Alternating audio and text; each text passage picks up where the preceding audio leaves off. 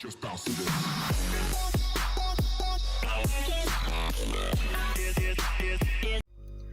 Thirute advancetechmizo mingin chipai vekule tuntum video konon siam tur hi Facebook video vel kan muan wi jatla lampang te tiang a video kan tu angjong te han download mai tur hian in har sa deuh thina a then application nei download na tur nei ten omanga kang ho tam po khanin na nei te poina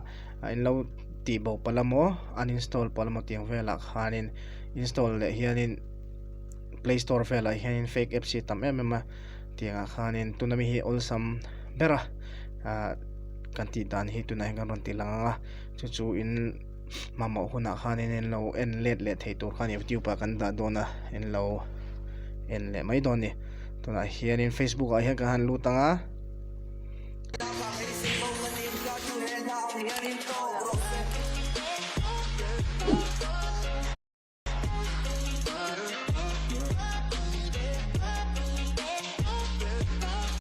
dot pathum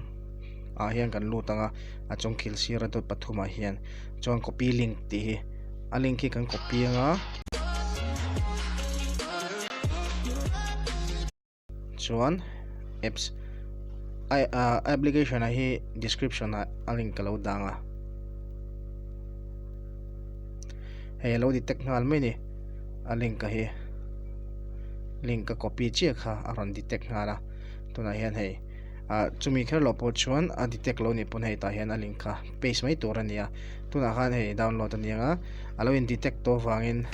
automatic in tuna khan in download ta ni hei hi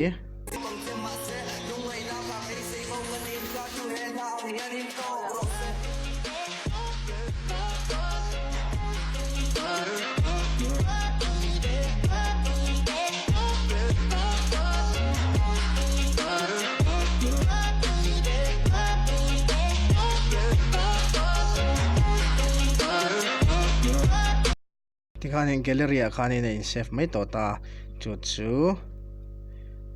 application lamang lo te pon in lo manga amang to te pon in lo ti bopal pon olsam takin in lo download le mai doni ale khati song khani lo me Just bounce to this.